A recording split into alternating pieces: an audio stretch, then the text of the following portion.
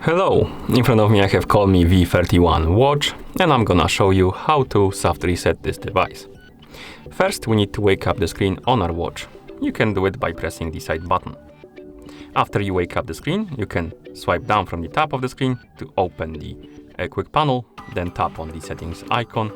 In settings, select the system option, and in system, tap on the reboot.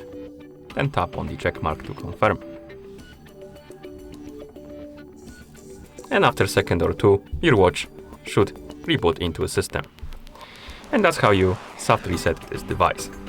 Thank you for watching. If you found this video helpful, please consider subscribing to our channel and leaving the like on the video.